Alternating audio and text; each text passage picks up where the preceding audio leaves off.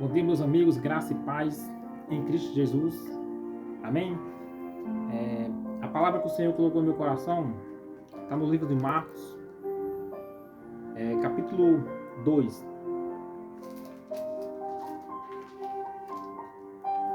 Marcos, capítulo 2, versículo 2 diz assim: E logo se ajuntaram tantos, que nem ainda nos lugares junto à porta cabia, e anunciava-lhes a palavra. O texto que eu acabei de ler está no Evangelho de Jesus Cristo, segundo escreveu Marcos. O capítulo foi o 2 e o versículo foi o 2. Esse texto ele fala a respeito de um milagre, a cura de um paralítico em Cafarnaum. Jesus ele entra mais uma vez em Cafarnaum e Jesus ele está dentro de uma casa pregando a palavra, o evangelho nesta casa. E aí o texto diz que o povo de Cafarnaum soube-se que Jesus estava em casa, novamente em Cafarnaum. Então, conhecendo o ministério de Jesus, eles sabiam que aonde Jesus estava sempre acontecia algo. Era uma cura, um milagre, a libertação, o principal, a salvação. Então, sabendo disso, eles foram até lá, até o local que Jesus estava. Como a notícia se espalhou, vieram pessoas de todos os lugares. Vieram pessoas da Galiléia, Judéia, Jerusalém. Os doutores da lei estão nessa casa, os fariseus, os saduceus, enfim. O texto vai dizer que a casa lotou. Para vocês terem uma noção, uma ideia, essa casa ela ficou tão cheia que quem entrava não podia sair, quem saía não podia entrar. E tanta gente que tem nessa casa. Aí vocês falam: Moisés, como é que você sabe dessa informação? No versículo 2, vai dizer assim: E logo se ajuntaram tantos, que nem ainda nos lugares junto à porta cabiam. Então, encheu.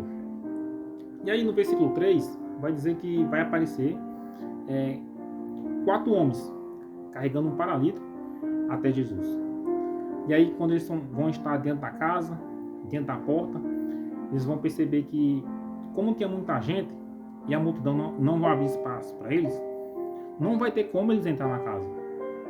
Aí um deles vai ter a ideia de olhar para o alto, olhar para cima, e ele vai perceber que pelo telhado há uma possibilidade de descer o paralítico até Jesus.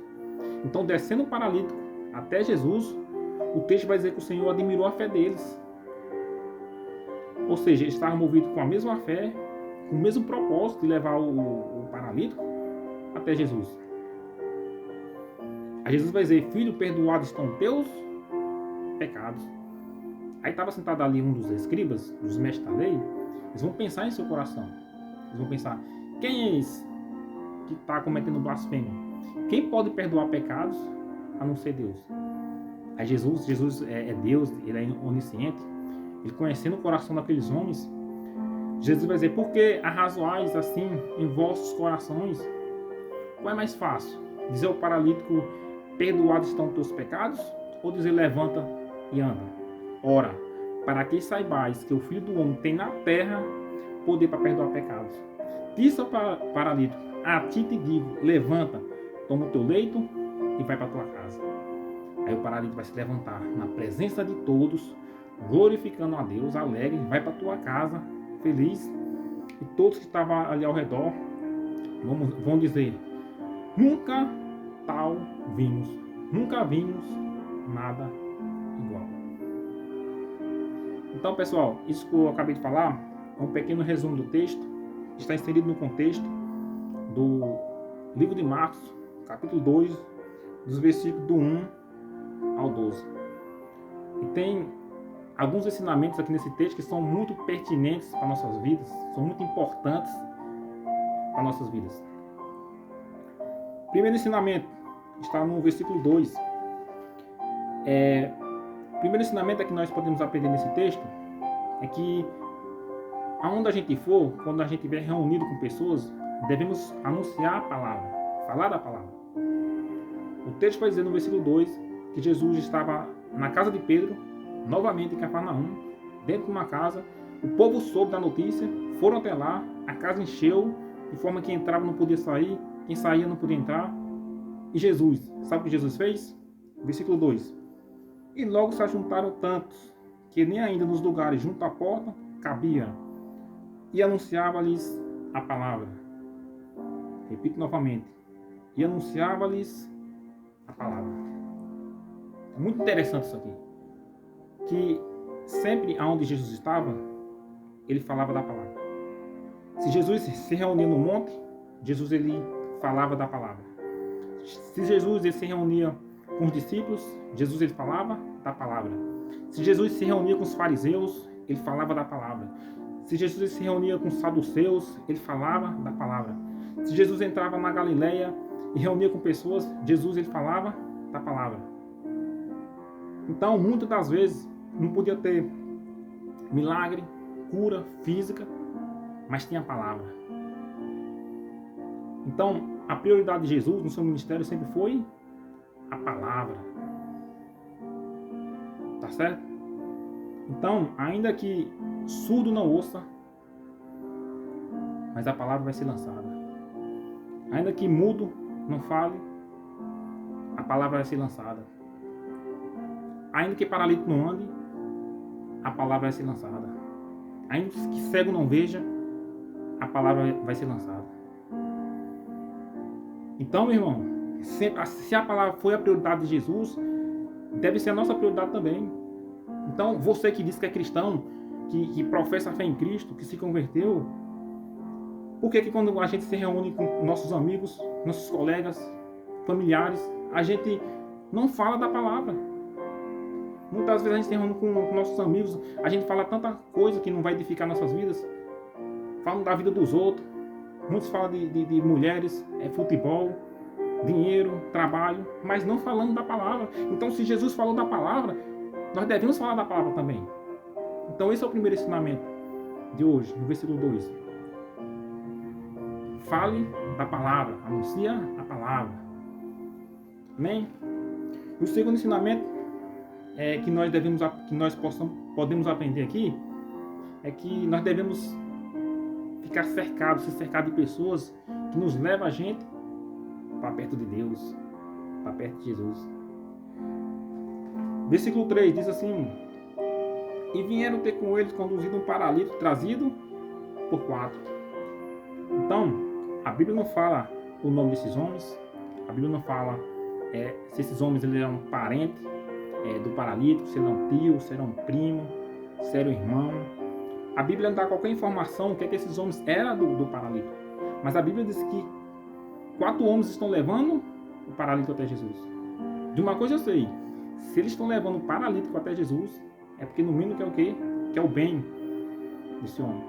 Por quê? Porque se desejasse o mal, não estaria levando o paralítico até Jesus. Então, isso faz entender que eu e você devemos o quê? Se cercar, aproximar de pessoas que nos levem até Jesus.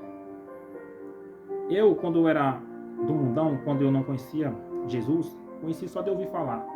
Não tinha noção do evangelho, não tinha conhecimento sobre a palavra. Eu estava como esse paralítico aqui, sem força para ir buscar Jesus. Os meus pecados estavam afastando eu de Deus, não tinha força. Tá certo? Aí quando eu me cerquei de pessoas cristãs, os missionários que vieram do Rio de Janeiro, vieram de Alagoas, Maceió, vieram de outras regiões do Nordeste e do Sul também, Sudeste, né? Eles fizeram como esses homens aqui. Colocaram na maca e levaram até Jesus. Não fisicamente, mas espiritualmente. Não tinha força para ir buscar Jesus. Tá bom? Enquanto que a amizade ímpia estava me levando para onde? Para lugares que estavam me levando para longe de Deus.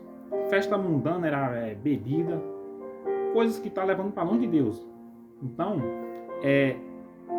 talvez isso que você esteja passando nesse momento está impedindo você de levar você até Cristo. Você não tem força para ir buscar Jesus. Espiritualmente falando, você está o quê? Está paralítico. Entende? talvez seja uma deficiência espiritual, um desânimo, fraqueza espiritual.